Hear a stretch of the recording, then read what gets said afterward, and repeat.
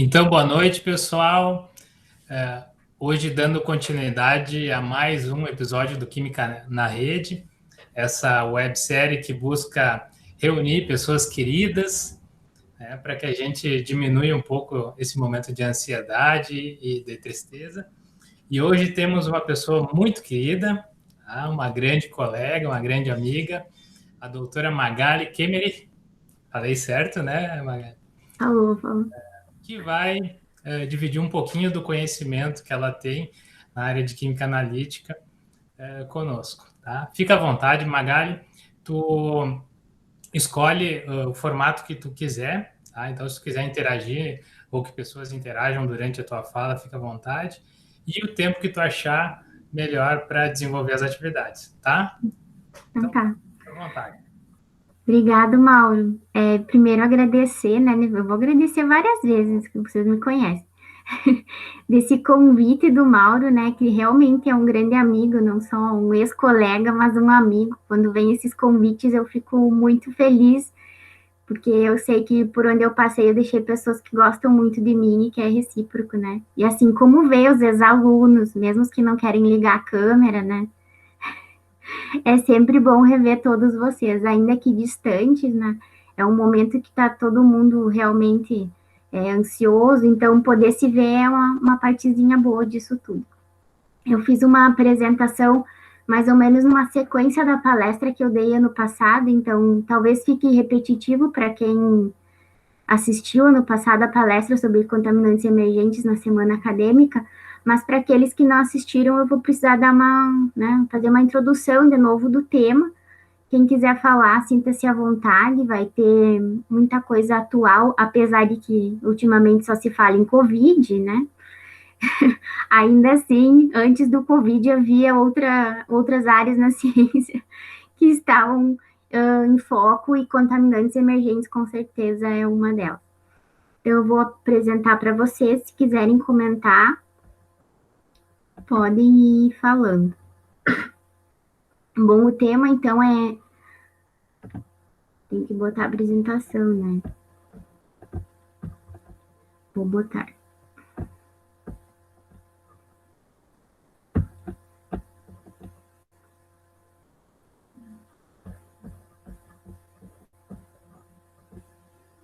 Aí, Mauro, estão vendo?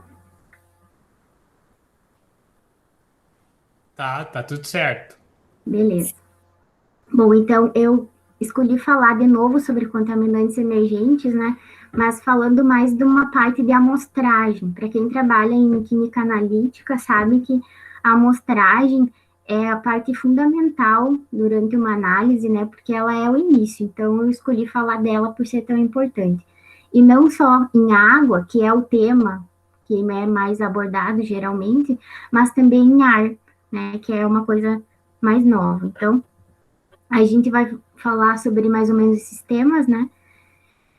Que são contaminantes emergentes, quem são os principais, né? Como que eles vão parar no ar e na água, alguns resultados reais de análises desses compostos, como que se desenvolve um método para determinar esses compostos, a importância da amostragem, a diferença da ativa e da passiva. Uma vez que eu escolhi falar sobre a passiva, vocês vão entender por quê.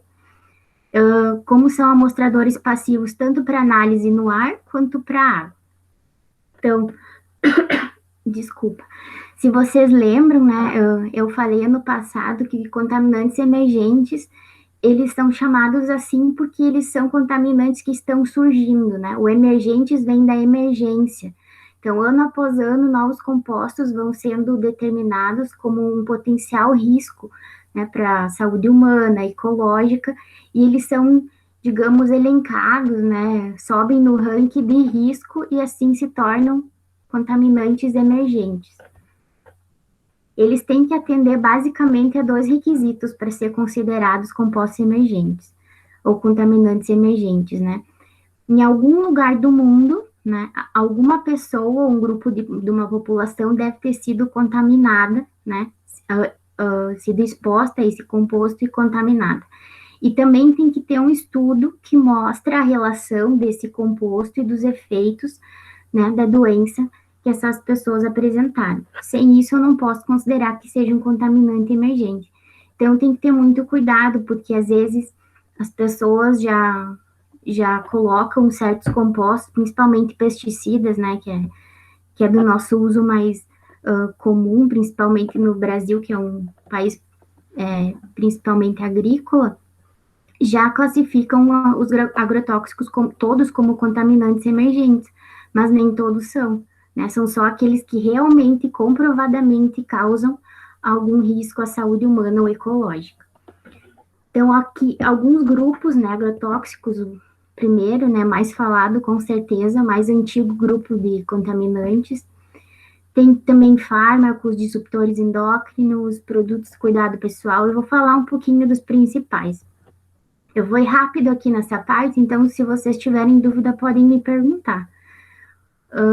Então, os agrotóxicos, eles não só o composto químico que é utilizado na lavoura, mas também os produtos metabólicos dele. Então, depois do seu uso, quando ele se metaboliza, esses produtos também podem ser tóxicos aos seres humanos e ao meio ambiente. Um exemplo disso é o glifosato, né? O glifosato amplamente utilizado, o composto em si, ele foi classificado, o produto, né, o produto comercial à base de glifosato, ele foi considerado tóxico, mas não é o glifosato que é tóxico. Se vocês forem olhar a bula do composto, o que é tóxico são os aditivos que são utilizados em conjunto com o glifosato. Mas tem um metabólito dele, que é o AMPA, que é altamente solúvel e também ele é detectado frequentemente em águas superficiais. E o tempo de meia-vida dele, ele é maior que o do glifosato, mesmo sendo solúvel. Então, ele acaba sendo considerado persistente. Então, vejam que muitas vezes a mídia, principalmente, foca no glifosato, né? Dizendo do seu perigo. Mas os aditivos da formulação e os produtos metabólicos dele são muito mais perigosos para a saúde humana e ecológica do que o próprio glifosato. Então, assim como o tempo de meia-vida, né, outras propriedades físico-químicas dos compostos também vão afetar essa questão dos riscos, né? Por exemplo, compostos muito polares, eles vão ficar mais tempo na água, né? Então, o tempo de meia-vida deles vai ser maior na água, mas quando os seres aquáticos, por exemplo, que vão acabar se contaminando com esse composto, ele não vai ficar retido no animal, por exemplo, um peixe, porque o animal, ele vai ter principalmente compostos apolares retidos, uma vez que eles se colocam na matéria adiposa, né, na gordura do animal. Então, compostos polares não vão causar um risco tão grande de bioacumulação como compostos apolares, por uma característica do próprio animal e do meio onde ele vive. Então, isso tudo tem que ser considerado, né, quando a gente fala em novos contaminantes. Além disso, os fármacos, né, que são uma evolução da química, né, uma das grandes contribuições que a química deu na história do mundo foi a criação de fármacos, né, que aumentaram a expectativa de vida, reduzindo as doenças, né, e melhorando a nossa qualidade de vida. Entretanto, até 90% dos medicamentos que a gente administra, né, eles acabam no abastecimento de água. Como?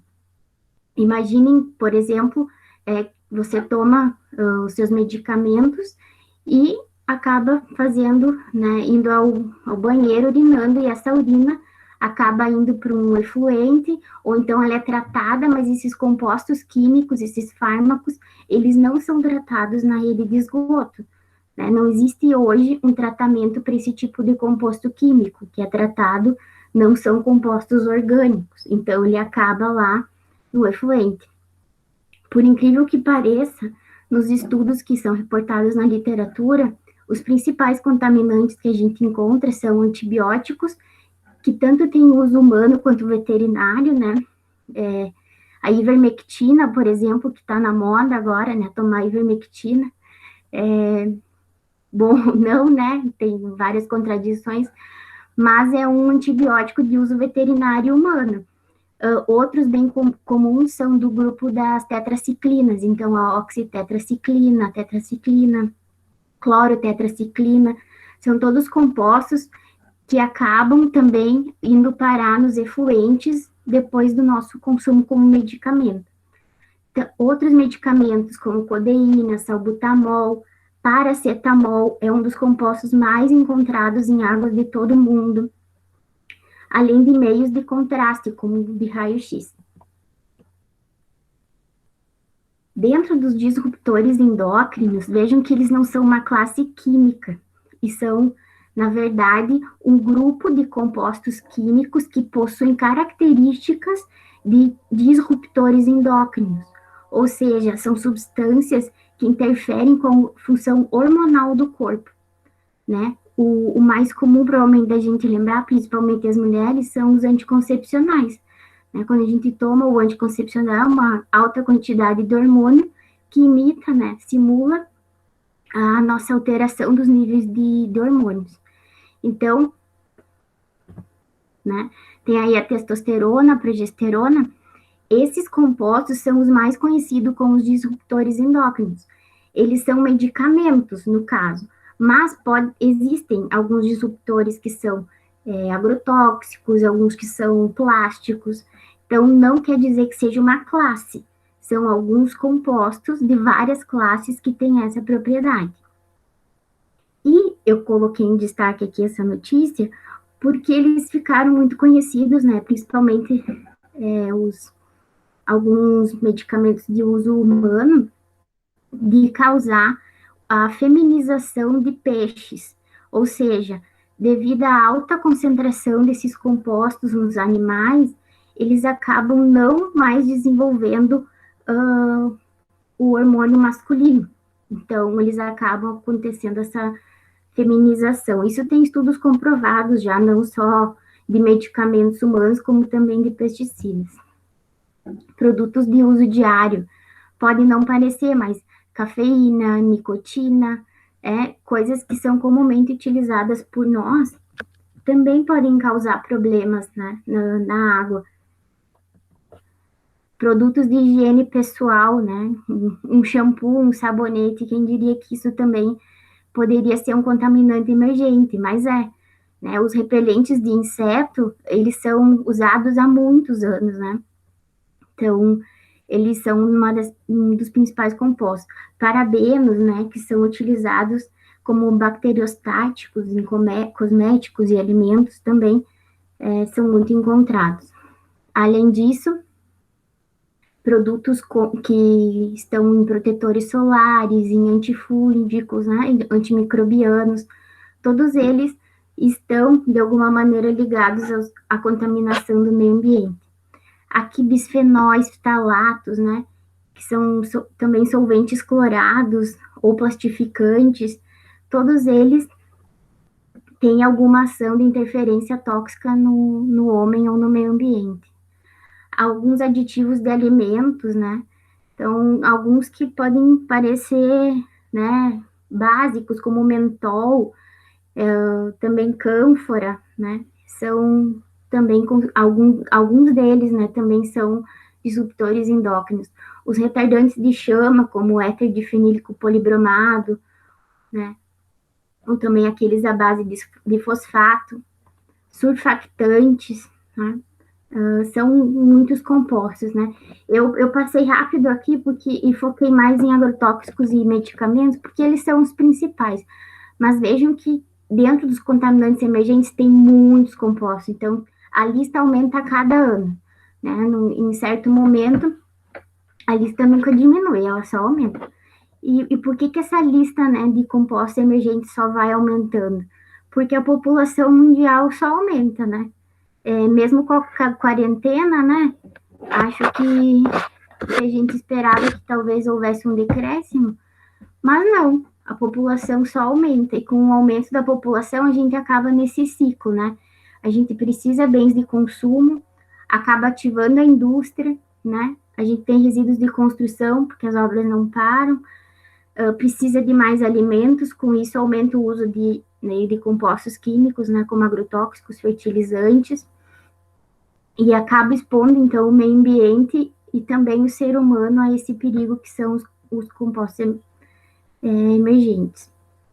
E não é de hoje, eu sempre mostro essa imagem, porque eu acho que ela é muito significativa quando a gente fala de contaminantes emergentes, né, já que, digamos que o primeiro contaminante foi o DDT, né, quando a Rachel escreveu o seu livro Primavera Silenciosa e ela percebeu que existia uma bioacumulação nos peixes e posteriormente nas aves, porque comiam esses peixes, e a concentração do DDT só aumentava, né? Então, essa bioacumulação acabou revelando a possível contaminação por meio do DDT, né? Foi um agrotóxico que foi banido devido a essa bioacumulação e foi um alerta. Então, isso não é de hoje. Como que esses compostos, né, agrotóxicos, que mais fármacos, retardantes de chama, como é que todos esses compostos vão parar na água superficial? Existe todo um meio, né? Então, a gente tem contribuindo indústrias, hospitais, residências, agricultura, tudo isso leva, né, a água contaminada para a rede de esgotos. Aí, como eu comentei, a estação não vai tratar para esses compostos, ela vai tratar para outras coisas, mas não para compostos orgânicos. E no final, essa água tratada, né, ela vai ser utilizada por nós e volta, ainda contaminada, né? Às vezes a gente brinca que não precisa mais tomar paracetamol, porque vai vir paracetamol na água já, né? Na água não tratada. Infelizmente é triste, mas é assim que acontece. E aí acaba acontecendo isso, né? É uma questão de saneamento também, mas principalmente de não haver hoje ainda uma maneira de tratar essas águas para esses compostos.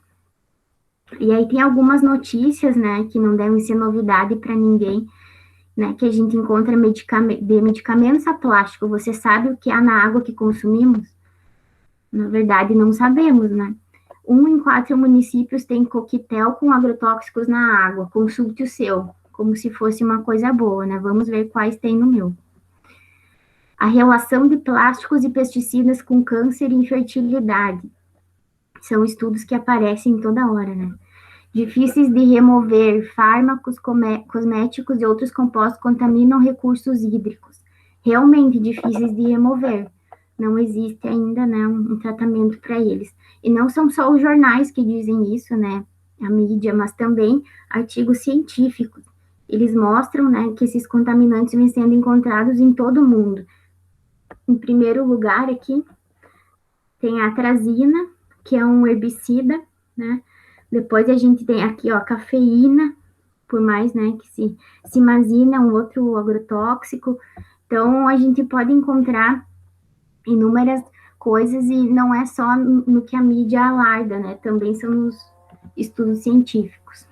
Bom, mas além da água, né, como que esses compostos vão parar no ar? A gente tem, então, né, os compostos emergentes aqui na água que acabam volatilizando, né, na forma de um aerosol. E essa fase vapor, ela pode tanto acabar precipitando, né, na forma de chuva, ou então se depositar em partículas de poeira, e depois também, né, acabar degradando ou indo para o solo. Nesse caso, né, a vegetação vai ser ingerida pelos animais, a gente vai ter animais que estão contaminados.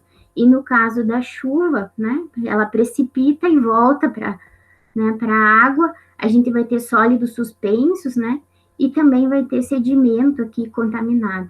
De novo, a biota e os organismos vão bioacumular, né, então é um ciclo complexo, né, do destino e interações que ocorre, mas tudo parte da água que sai das nossas residências, da indústria, da produção agrícola.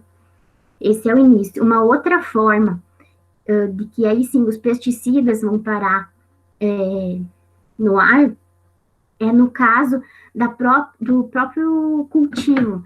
Então, quando o agrotóxico é aplicado aqui na lavoura, essas são as plantas-alvo, né? Quando ele é aplicado aqui, As plantas-alvo, desculpa, são essas de baixo, que são as plantas daninhas aqui. Essa é a cultura. Então, quando ele é aplicado aqui, ele quer atingir essas plantas menores, mas ela tem um impedimento, que é a própria cultura, né? Então, pode ocorrer uma remoção desses pesticidas pela própria cultura, porque ficou preso aqui. Pode ocorrer pelo vento que passa aqui, né? Ser levado por um drift, né? Uma corrente de vento.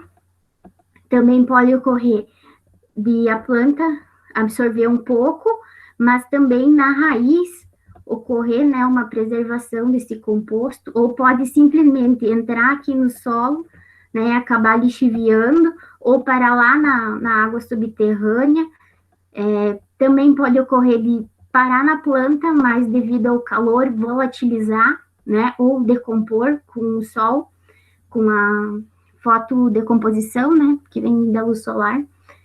Pode ocorrer uma chuva, pouco tempo depois da aplicação, e ele lavar todo esse pesticida que foi aplicado aqui para a água superficial. Então, no caso de pesticidas, tem inúmeros fatores, porque ocorre no próprio ambiente, né? É no meio ambiente que ocorre. Então, não é como o caso de fármacos e outros compostos que vão necessitar de outro meio, como uma indústria, como as nossas residências. A agricultura gera por si só já, né? Mais fatores, digamos, de que dê errada essa aplicação do que dê certo. Então, vem daí também a importância, né, dos produtores sempre utilizarem as normas adequadas, verificar a temperatura, condições de vento, tudo isso, né, precipitação de chuvas, para não acabar gerando problemas nesse tipo de evento. Então, um caso bem, né, famoso, digamos, de contaminação de compostos emergentes no ar é o caso do 2,4-D, que, se eu não me engano, e aí quem está ouvindo talvez pode me corrigir, se lembra, que é desde 2015, eu acho, que o Rio Grande do Sul tem reportado perdas de videiras, né, de uva, devido aos efeitos do 2,4-D. Então, essa foto aqui foi tirada em Jaguari, em 2017, de uma planta que tinha suspeita de contaminação do ácido de clorofenoxiacético, 2,4-D. O que acontece? O 2,4-D, quando ele é aplicado, né, ele é aplicado principalmente na cultura de soja. Então, quando ele é aplicado aqui, né, se ele não tem condições ideais, como eu falei, na maior parte das vezes pode dar errado. Ele acaba volatilizando, porque ele tem uma temperatura bem baixa, né, para volatilizar. Então, a maior parte dele, cerca de 70%, estudos têm mostrado que ele volatiliza, principalmente pelas composições dos produtos comerciais. Então, quando ele volatiliza, ele acaba andando quilômetros, né, indo com o vento, e ele pode acabar indo nas parreiras, que, como em Jaguari, né, Jaguari tem produções de parreiras próximas a de soja. Então, esse vento levava, e leva até hoje, o 2,4-D até os parreirais, que são sensíveis a esse herbicida, diferentemente do soja. O soja não é sensível. Então, o 2,4-D é aplicado no soja para acabar com as plantas daninhas. Já a parreira não, ela é sensível. Então, os produtores acabavam perdendo, né, a produção de uva devido a ele.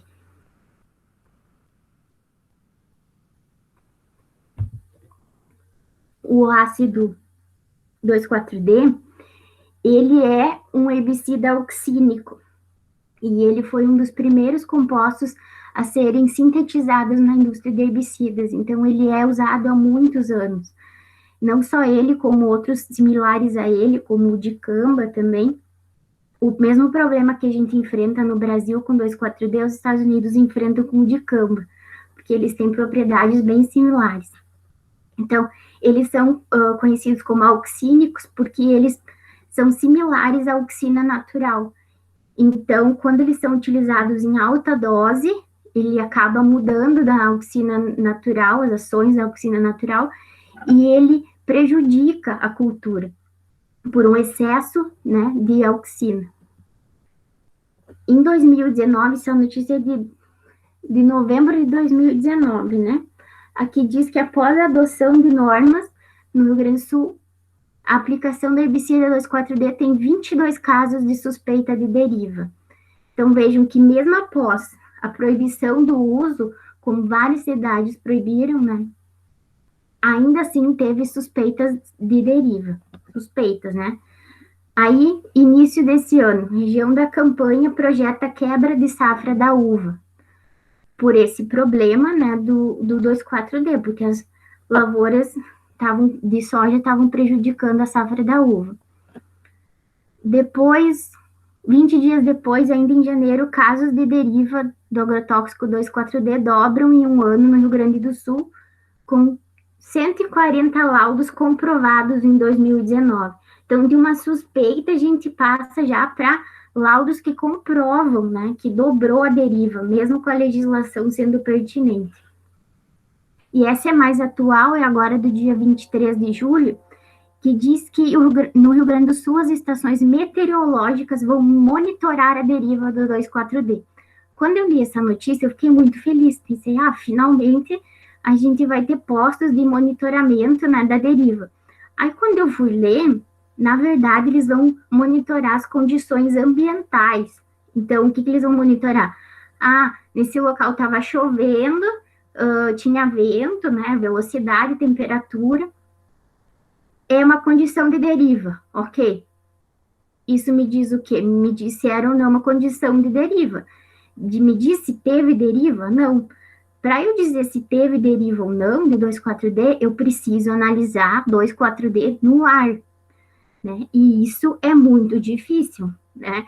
Quem trabalha com química analítica sabe que não é fácil determinar compostos voláteis em baixa concentração, baixíssima, né? Uma vez que é um composto que vai estar diluído no ar, praticamente, né? Em um método que seja preciso, que seja seguro, né? Então, realmente é um desafio para nós. Então, como monitorar esses compostos, né?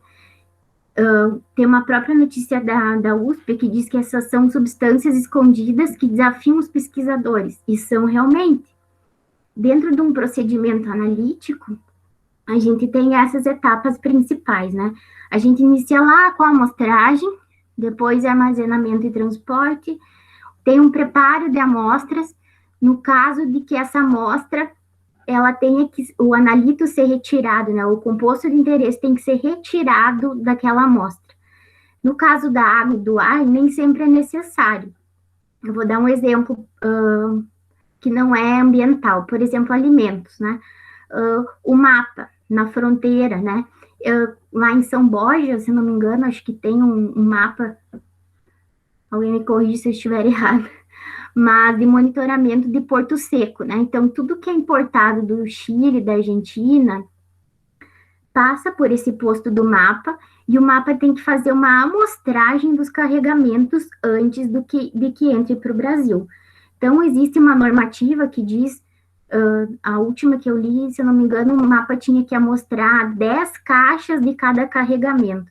Então, por exemplo, chegou um caminhão de maçã, aí eles vão lá, pegam 10 caixas aleatórias, eles vão ter que abrir todas as maçãs para verificar, né, como que elas estão por dentro, principalmente para evitar a entrada de novas pragas, né.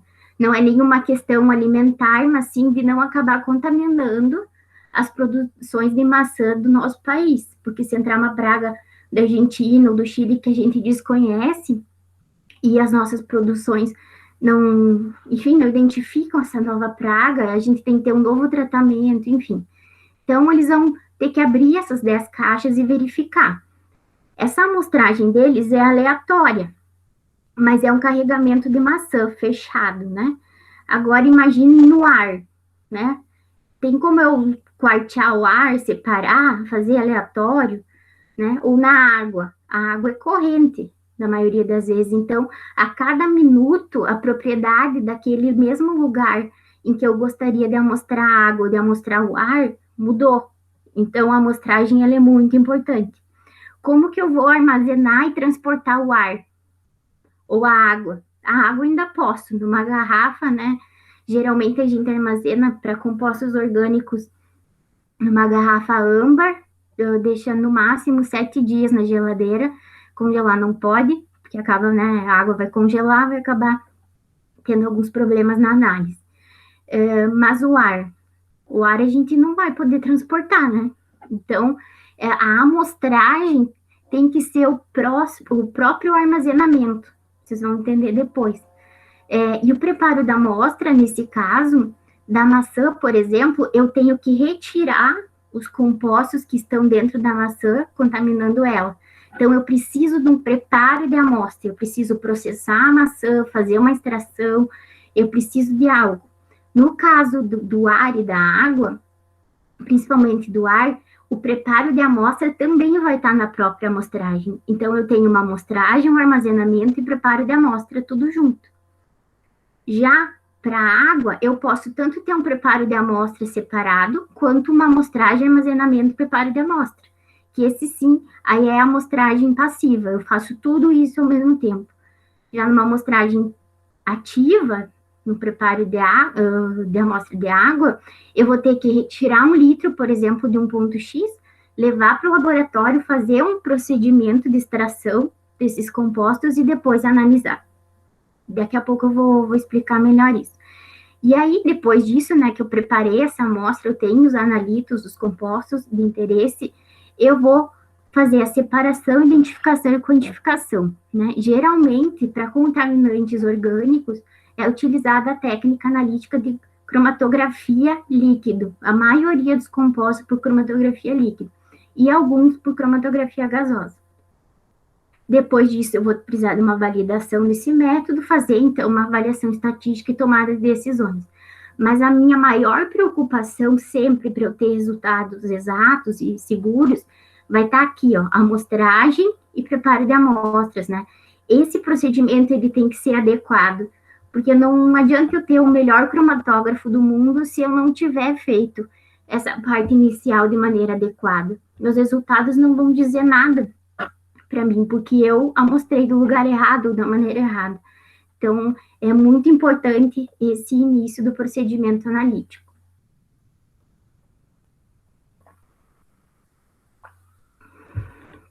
Bom, a amostragem, então, que é o foco principal, né, dessa palestra, ela é, né, um conceito, né, que é uma coleta de uma amostra de um lote heterogêneo que representa a totalidade do material de interesse para se realizar a análise. Então, de novo, imagine uma amostra de ar que represente a totalidade do material de interesse. Isso é bom a gente manter em mente, né? Porque vai ser difícil ter uma amostra que mantenha a totalidade. Pensem nisso. Tipo de amostragem vai depender do quê? Da natureza física da amostra, que concentração que eu tenho desse composto na matriz, né? Também a quantidade da amostra, se eu tenho muita amostra, pouca amostra, vai mudar o meu tipo de amostragem. E eu posso utilizar alguns métodos estatísticos, né, para fazer esse tipo de amostragem. Softwares que me geram, por exemplo, os locais em que eu devo amostrar, ou então aleatorizar essa amostragem. Mas não é o caso da passiva, vocês já vão ver. Então, do que depende a amostragem? Se a minha amostra vai ser um líquido, um sólido, um gás, mistura de fases vai ser diferente. Que tipo de mistura é ela? É homogênea, é heterogênea? Eu tenho uma amostra que ela é inorgânica, orgânica, biológica ou ambiental. E que características ela tem? Ela é estável, ela é única, né? Ela é perecível, perigosa. Então, tudo isso eu vou levar em conta para ter uma amostragem que seja reprodutível, oportuna, econômica e segura. Então, basicamente, diferenciando a amostragem ativa da passiva, na ativa, a coleta é feita com bombas de sucção e medidores de vazão. E na passiva, não. Ela normalmente fica estagnada, né? E ocorre por difusão e permeação. Eu não preciso de bombas para levarem a amostra até o amostrador. Então, geralmente, né, a ativa ela é mais utilizada para amostras alimentares, enquanto que a passiva ela é ideal para análise no meio ambiente. uma vez, né, que monitorar, no caso dos contaminantes emergentes em água e no ar, essa concentração ela não vai ser constante, né? Por exemplo, no momento que um efluente recebe uma carga grande de água contaminada, ele vai diluir essa carga. Então, em tempos diferentes, né, não vai ser representativa a minha amostragem. Então, eu preciso fazer uma amostragem passiva, ou seja, deixar por longos períodos um amostrador dentro dessa água, ou então monitorando o ar, para depois desse longo período eu retirar esse amostrador e fazer a análise, né? Dentro da análise de água, a gente tem, eu fiz um levantamento dos principais artigos, né, que tratam da análise de contaminantes emergentes em água. E a gente vai ver que principalmente ainda se usa a análise por amostragem ativa. Então, eu vou fazer uma retirada de 1 litro de água, vou passar por um sistema principalmente de SPE, para fazer a análise. Existem outros, né, de microextração. Aqui uma extração líquido-líquido, microextração também. Mas a que me interessa é essa outros aqui. Então, dentro desses quase 50 artigos que eu levantei, um dos artigos só fazia amostragem passiva em água, que é utilizando o POCIS, né? O que é o POCIS? É um amostrador integrativo de compostos orgânicos polares. Então, ele é composto, não sei se dá para ver bem aí, mas ele é composto de 2 anéis de ferro, né? E dentro tem 2 membranas que protegem uma camada de solvente que fica no meio, né? Esse solvente é o que vai interagir com os compostos que estão na água. Então, esse anel, ele é fechado, ele é colocado na água e deixado, né? O tempo de exposição vai depender dos compostos, porque alguns deles vão interagir mais ou menos com essa membrana.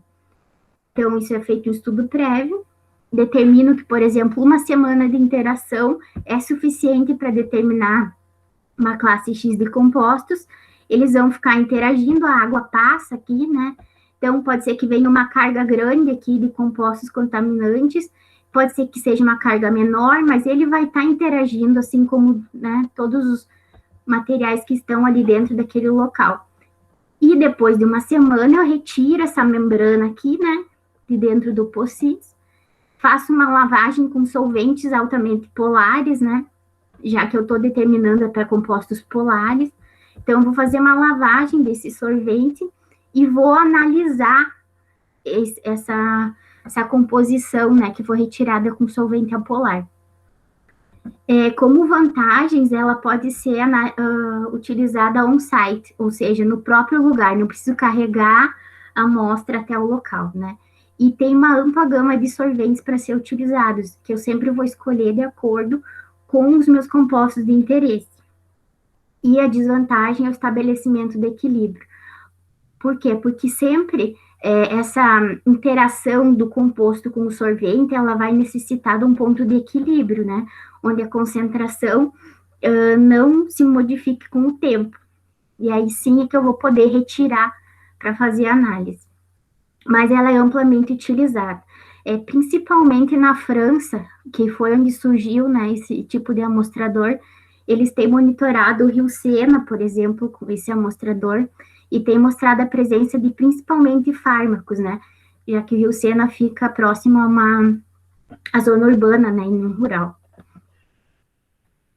Dentro disso também surgiu a ideia de utilizar biofilmes, que é muito nova. Então, biofilmes são esses micro-organismos de consistência viscosa e orgânica que ficam sobre as rochas, né? Esse material, pensando que ele está em contato o tempo todo também com a água, e ele é uma matriz orgânica, ele pode reter, né, na sua própria composição, esses contaminantes. Então, eles estão interagindo o tempo todo com os poluentes, com os micro-organismos. Eles são o que é mais próximo, digamos, do real, do que acontece dentro da água. Entretanto, se a gente for amostrar, olha o tamanho dessa escova, que é feita uma raspagem, né, para retirar, mas A quantidade que eu posso retirar de uma rocha como essa são miligramas, né? É uma quantidade muito pequena. Então, nesse caso, eu vou precisar de mais um método de extração, como extração em fase sólida ou uma microextração, para encontrar os poluentes nessas baixas concentrações. Mas seria a única desvantagem, né? Mas ela é o mais próximo do real que a gente tem hoje das condições na água, né? Esses métodos, né, como o POCIS e biofilmes, eles têm sido utilizados para monitorar bacias também. Aqui tem uma foto da microbacia hidrográfica do rio Vacacaí-Mirim, né, que passa por Santa Maria, Júlio de Castilhos. Então, esses pontos, eles podem ser todos monitorados, né? O ideal é que seja monitorado próximo de zona urbana, para a gente conseguir detectar a influência da população, né, nessa contaminação. Então, detritos industriais ou então de medicamentos, mas também próximo à zona rural. Aí a gente vai provavelmente encontrar uma maior concentração de medicamentos de uso veterinário, né, e de agrotóxicos. Então, para ter um mapeamento melhor desse monitoramento, é melhor que a gente escolha pontos próximos à cidade e mais distantes da cidade. Desculpa.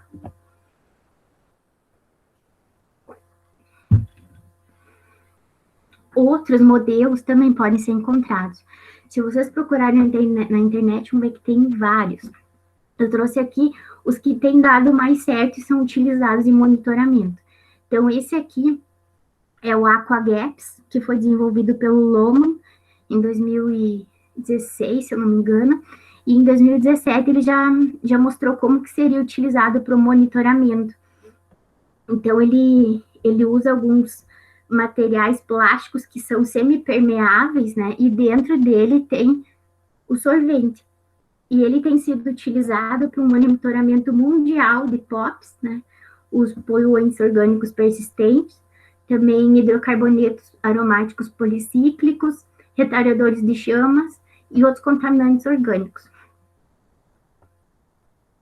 Aqui tem outro modelo, né? Que também é uma membrana plástica semipermeável, e que depois de alguns dias, né, dentro do rio, reteve não só os contaminantes, mas também algumas sujidades. Aqui tem outro que é utilizado no mar, né, bem similar com esse do AquaGaps. Enfim, modelos tem diversos.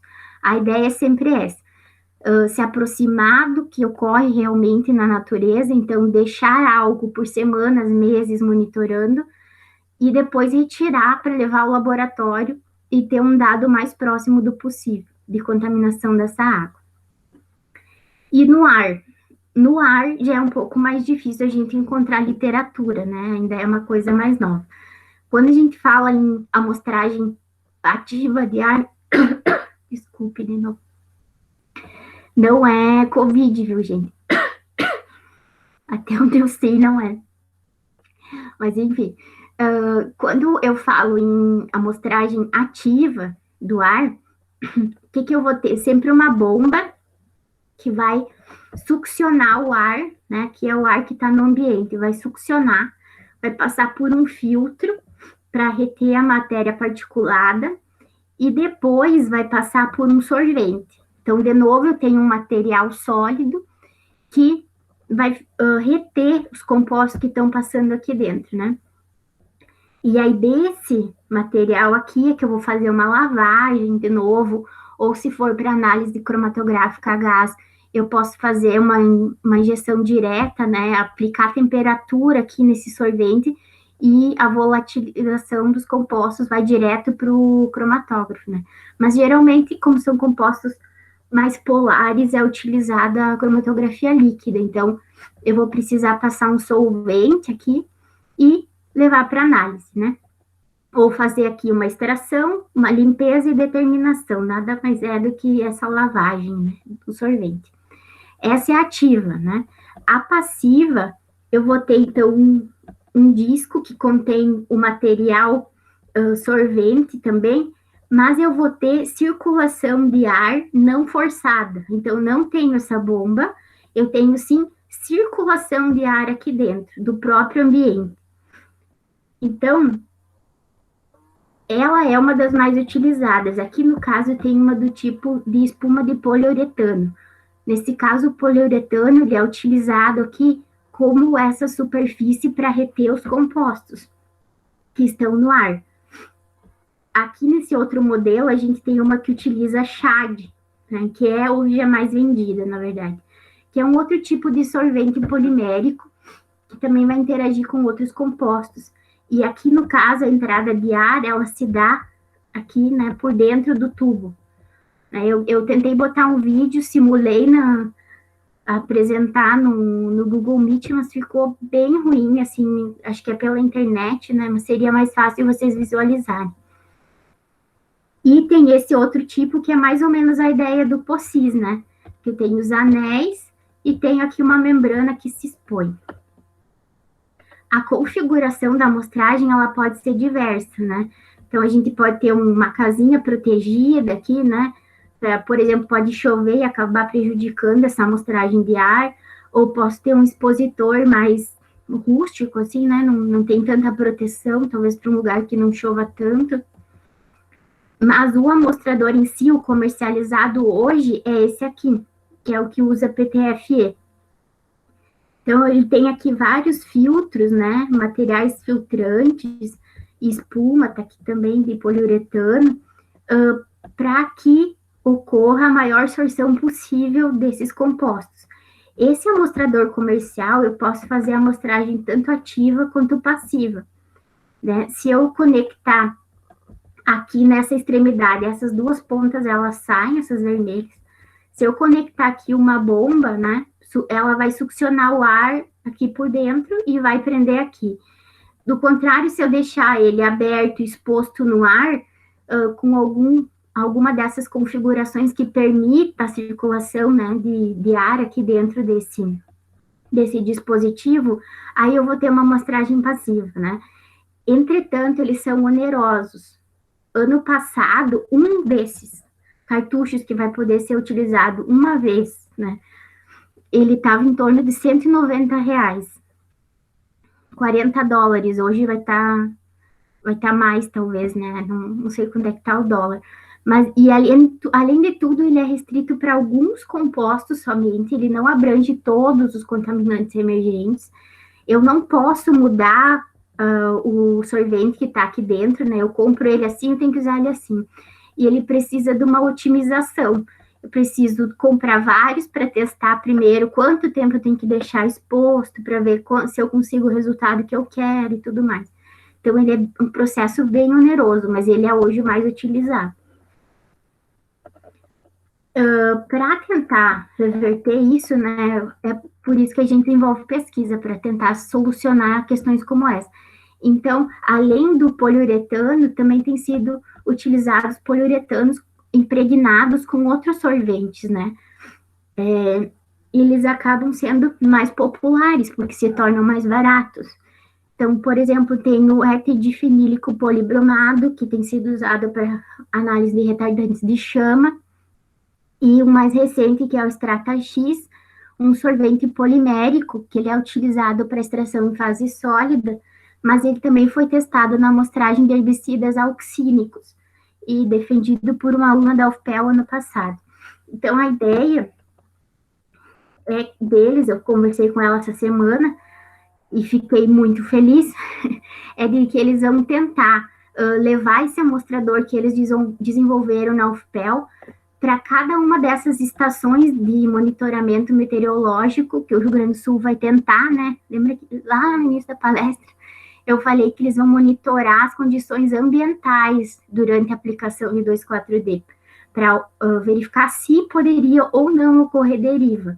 Se esse projeto da UFPEL puder ser colocado nesses mesmos locais de amostragem, eles vão poder realmente verificar se teve passagem de 2,4-D, né, nos momentos da aplicação.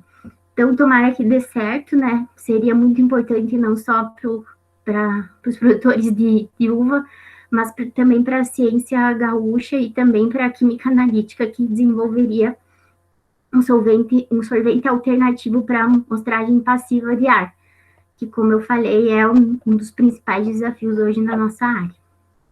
Eu falei, né? Vocês estão todos quietinhos, parece que eu estou falando para a parede.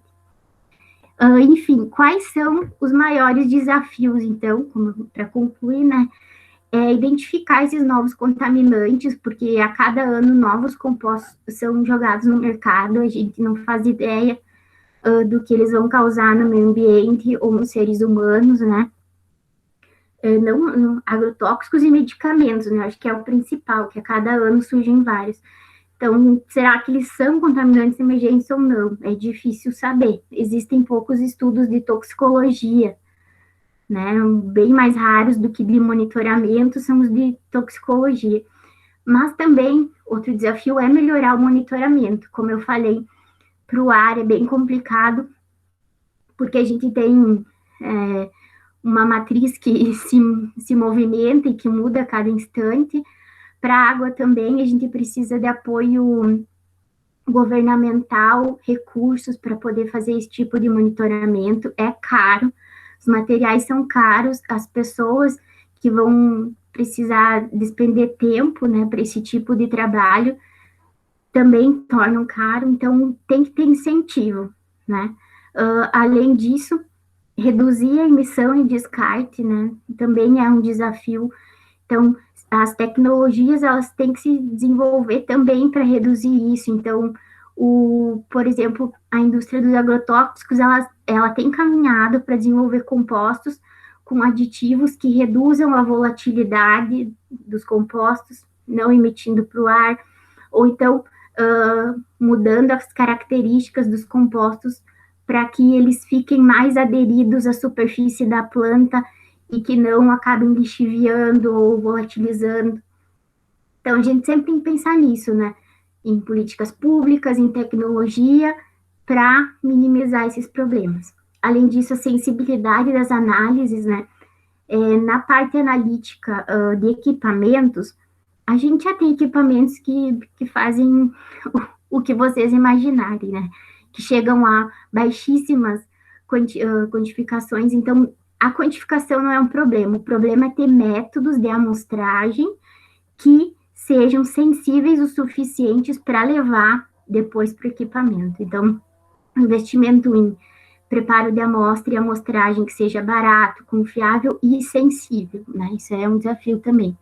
E, por fim, conhecer mais sobre os metabólitos dos contaminantes emergentes. A preocupação sempre foi o composto em si, né, o precursor, mas a gente sabe que no meio ambiente ocorrem diversas metabolizações por micro-organismos, por luz e outros fatores, então a gente tem que conhecer um pouco mais disso. Toxicologia, metabolização e também receber um pouco de incentivo nessa área de políticas públicas. Basicamente era isso. Voltei aqui. Se tiverem dúvidas, eu falei. Estou com a boca seca, mas eu deixo à vontade para vocês me questionarem ou comentarem alguma coisa que ficou dúvida e eu passei muito rápido. Obrigada.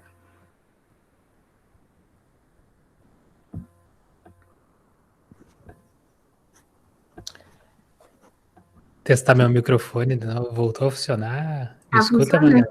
Ah, que show. Eu reiniciei meu celular. Que legal, Magali, de escutar. Tu acabou com a minha ilusão agora, e o cientista serve para isso também. Eu havia escutado essa notícia no rádio, né? O Rio Grande do Sul vai instalar barreiras de monitoramento de 2,4D e vai disparar alertas ainda. Nossa, que legal, viva o Rio Grande do Sul! Agora eu descobri que, na verdade, não é isso. Eu pensei que teriam ali algum sistema montado que identificasse a estrutura. Eu também pensei, fiquei bem feliz, mas não.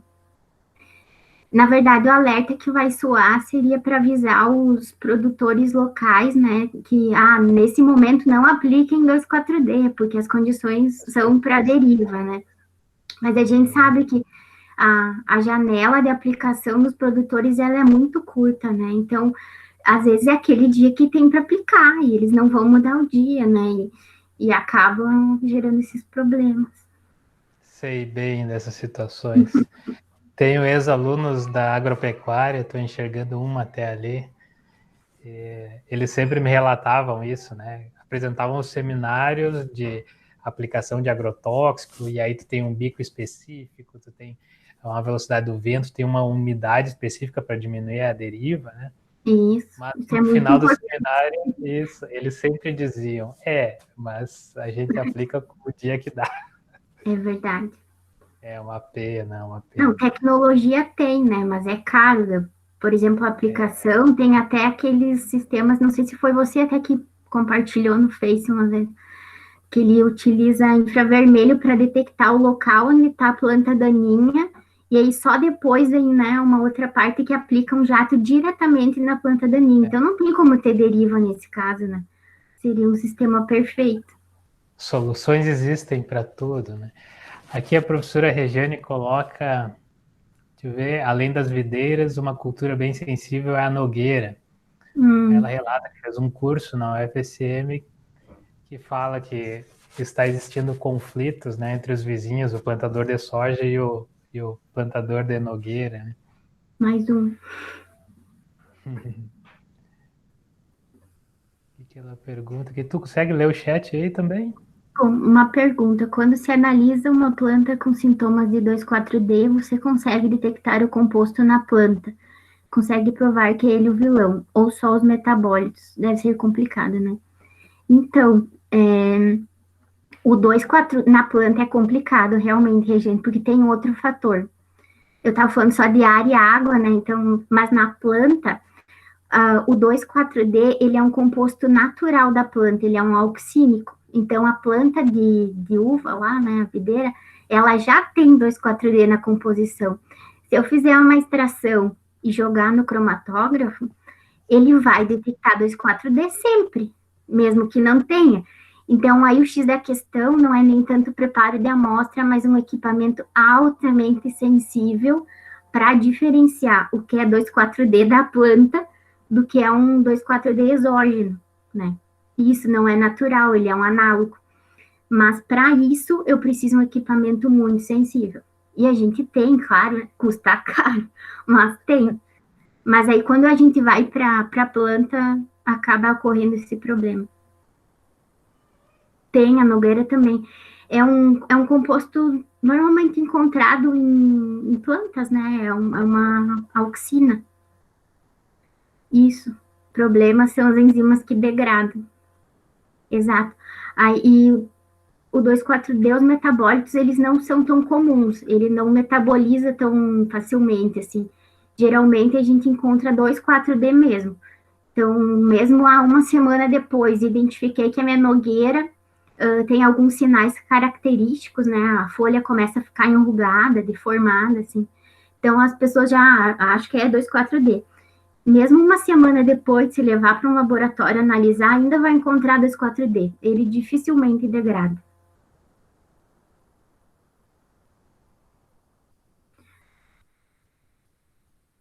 Não, nem todas. Nem todas têm.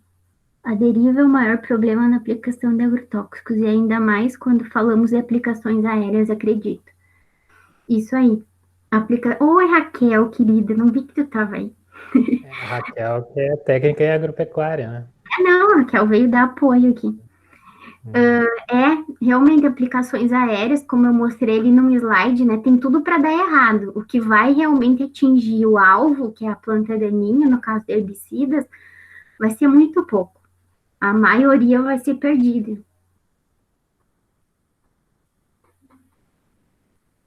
Não é natural, é sintético, mas tem metabolismo similar às auxinas naturais. Isso aí. Tem várias auxinas naturais, né, nas plantas. Mas a gente encontra se pegar uma planta que não foi aplicada, com certeza, 2,4-D, e tu fizer a extração dela, vai encontrar, né, a massa. A gente em química analítica utiliza muito o espectrômetro de massas. Então, o espectrômetro de massas, ele identifica a massa exata do composto químico. Então, digamos que o 2,4-D sintético e o que não é sintético, eles vão ter a mesma massa, porque a estrutura química deles é igual, né? Então, o que vai mudar lá é a metabolização. Então, eu preciso de um equipamento que, além de detectar a massa exata, também me mostre quais são as massas que, após uma quebra, dessa molécula vão gerar. Daí eu consigo separar o que é um do outro. E aí é investimento, né? Um equipamento para fazer isso, no mínimo hoje, R$ 1.500.000. Por isso que é uma análise cara, não é qualquer um que vai lá e manda analisar uma plantinha, assim. Que mais, Regiane? Trabalhei com ele no mestrado e doutorado para causar mutações nas coitadas das plantas, olha aí. Torturando as plantinhas, Regiane. Sim, bem feliz.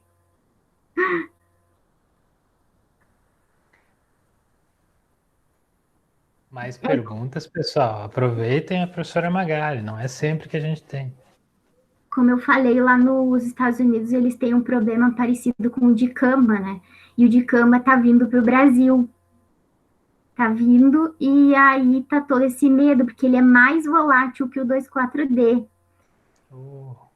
Então, assim, tem muita briga, né? Produtores contra as empresas que produzem, e se vier, esperem problemas similares, assim, se o 2,4-D não foi resolvido, nem com legislações novas, talvez com essa estação meteorológica, não sei.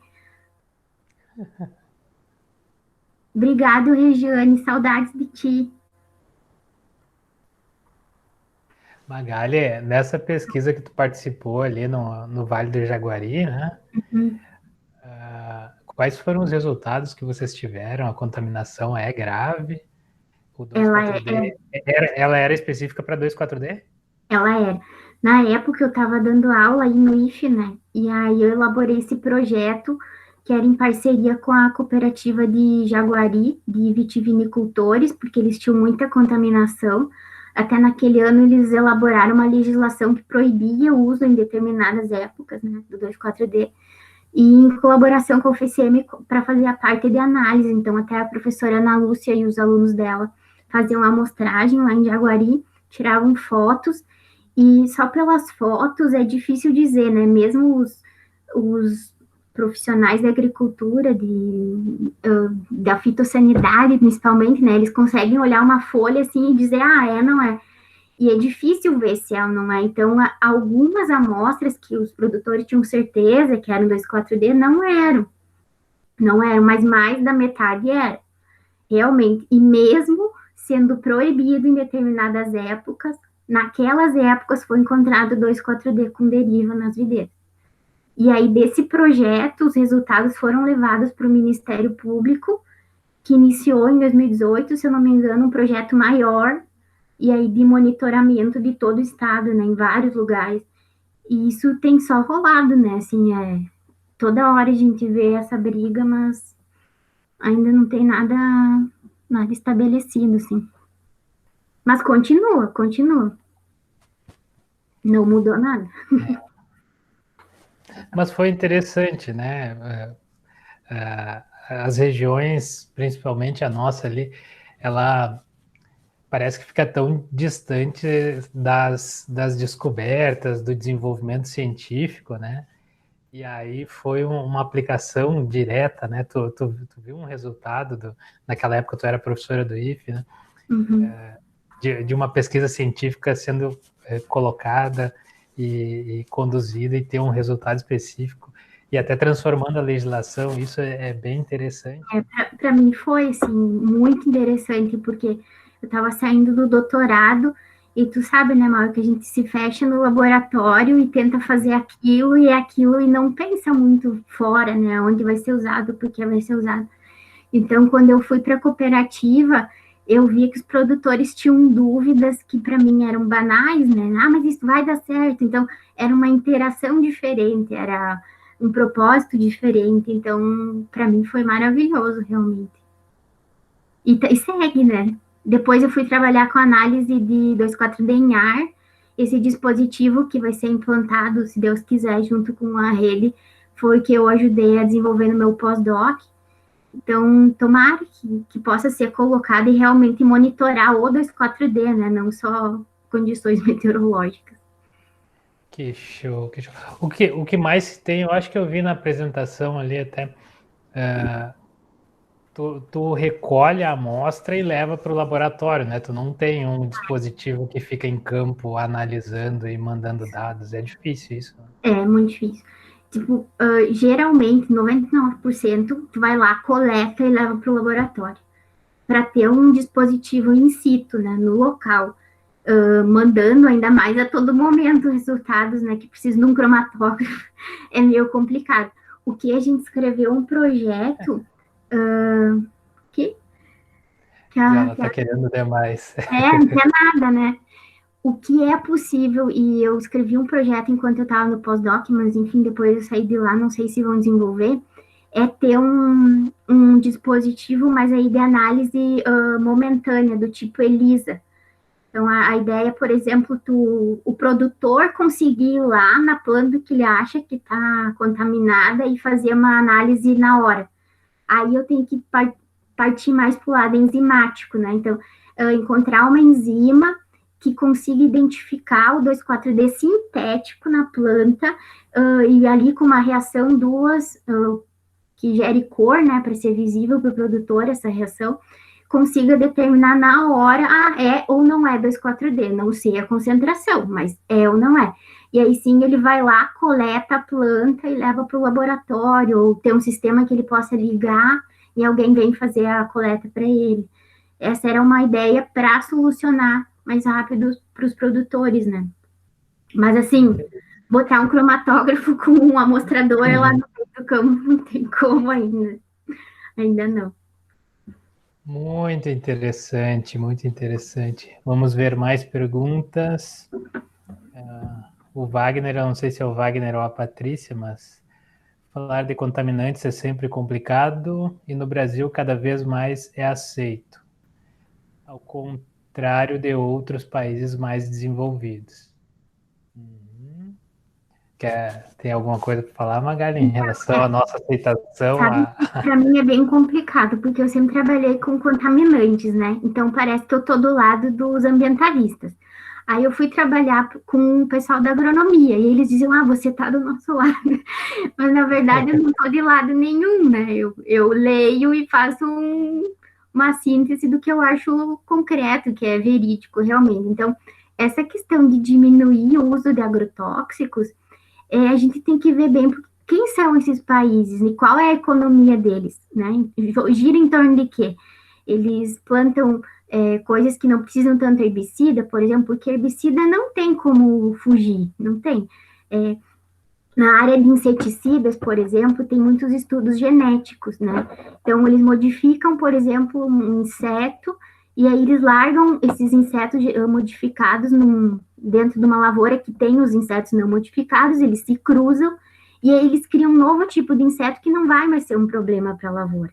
Isso já é bem feito, por exemplo, no México. O México faz muito isso. Mas na área de herbicidas... Isso nunca dá certo. Não dá certo. Mas tem, né? Então, para inseticidas tem mais soluções.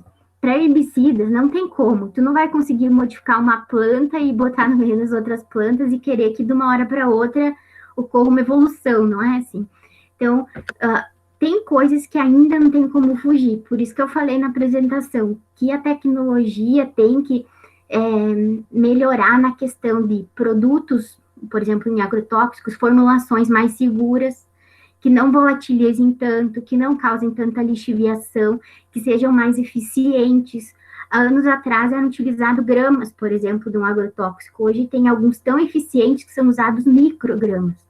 Então, se a gente não tem como fugir, eu acredito que em alguns tipos de cultura não tenha como no Brasil hoje, né, que tem essa alta produtividade de soja, de trigo, de arroz, é tudo grande. Então, não tem hoje como fugir, ok? A gente tem que ter uma tecnologia para minimizar isso. E aí, sim, a longo prazo, seria maravilhoso ter um sistema sustentável, agroflorestas, eu adoraria isso, mas talvez meus netos, bisnetos ainda não vejam. Então, o que eu posso fazer hoje é tentar investir nisso, em tecnologias que minimizem. E é o que as empresas têm tentado fazer, né? Mas cada dia tem aí novo agrotóxico sendo lançado, e daí sai outro, sai outro. O mesmo princípio ativo de diferentes formulações, né? Isso é uma coisa que falta conhecimento para o agricultor também, né?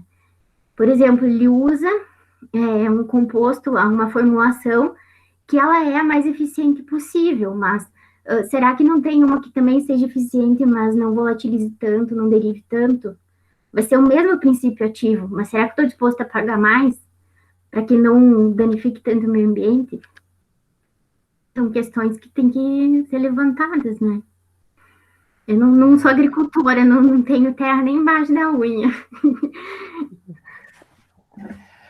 Vamos ver. Ó, a professora Regiane diz que o irmão dela diz que não usa um 2,4-D em aviação agrícola. Legal também. Compartilha do teu UFA, Regiane. Tomara que sim. Tomara. Meninas, estão quietinhas? Luana? Claro que eu estou regendo todo lado da ciência. Do lado da ciência.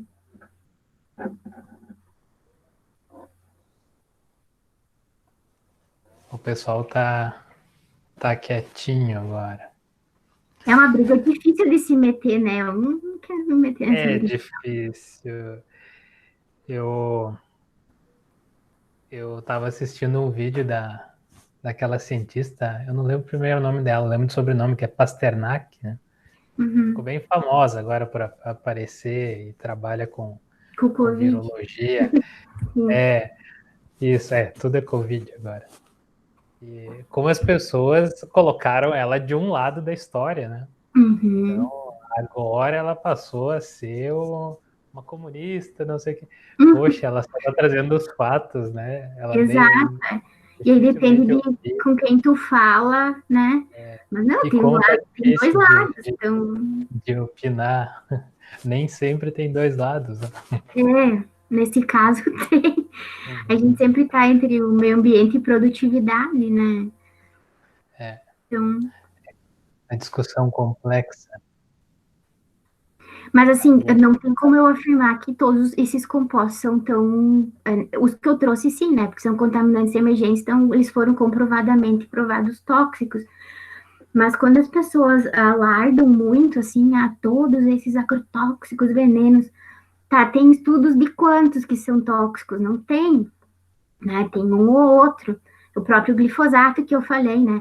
E não são falas minhas. Eu assisti no passado uma palestra do professor que foi praticamente o fundador, assim, da análise toxicológica, sabe? Então, ele escreveu a classificação do glifosato lá de risco, sabe? Que é divulgado no mundo todo, sei lá, 50 anos atrás. E aí ele dizia, assim, que ele se sentiu muito mal, na verdade, desafiado, que ele não gostou que publicaram que o glifosato era tóxico, porque não foi o que ele escreveu. Né, que o que é tóxico são os metabólitos e os adjuvantes usados na formulação. O pobre do glifosato, a molécula sozinha, não faz nada. Então ele fala isso, né, que às vezes acabam distorcendo um pouco, né, o que é a pesquisa. Então tem que ter muito cuidado com isso. O que é bom, o que é ruim, tem prova, onde é que tá. Senão a gente cai nas fake news e eu posto no Facebook o que eu quiser e é isso que vale, né? Muito bom. Pessoal, terminamos assim. Não, eu vou fazer uma prova, então, se ninguém vai. Luana, Raquel, Patrícia.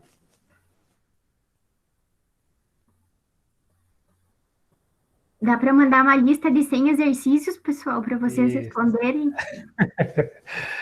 Tá, os celulares estão tudo conectadinhos e o pessoal tá vendo. Prova não, que eu tenho trauma. Ó, a Alegreta está aqui, Mauro. Hoje muito bem, muito bem. Tá? Pessoal, então vamos para o momento final, né? Agradecemos a professora Magali pela disposição. É sempre tá. É sempre bom rever os amigos, tá? Ainda mais uma boa amiga como é a Magali. E esperamos que tudo melhore, né, Magali, e que a gente pode sim possa se encontrar fisicamente, pessoalmente, né, lá no campus, em eventos científicos, e depois ir lá no Giacomelli comer uma pizza, que a gente está com muita saudade. Obrigado, Mauro. É um ritual, com certeza. Eu vi a Raquel escreveu que estão tirando o couro dela lá no live porque foi minha aluna. Olha, Raquel, sabe que às vezes é bom tirar o couro que a gente aprende bastante, mas tu não pode dar mole também, né? Não fica só lavando vidraria, vai lá reclamar. Deixa eu agradecer então de novo. Adorei rever o Mauro, quem ligou a câmera, adorei também os comentários. Eu tenho um amor, assim, já passou de carinho, é um amor que eu tenho pelo IFAR São Vicente do Sul, uma instituição que me fez muito feliz, me deu muitos amigos, e todo lugar que eu vou eu falo e sempre me emociono, né? Porque é uma instituição realmente de excelência e que tem pessoas maravilhosas para tocar essa instituição adiante, com alunos muito dedicados também, né? Verdade, aprendo muito lá, Raquel. Então tá. E é isso, assim, brigadão mesmo por rever vocês, por poder falar um pouco da pesquisa que eu desenvolvo, né? Que não é sempre que eu posso, mas obrigada, Mauro, pelo convite. Foi muito bom te ver. Quero ver a Bia também, né? Agora tá dormindo. Droga, tá muito cedo, né? E que realmente todos passem por essa etapa, né, com muita força. A gente tem aprendido muito. Eu tenho aprendido muito a ter mais calma, né? Não querer tudo para ontem, muita paciência, pensar no que é mais prioridade, né? E que vocês sejam muito felizes nesse ano, nos próximos, que a gente se encontre, comer X, pizza no Giacomelli. Vou adorar rever todos. Beijão.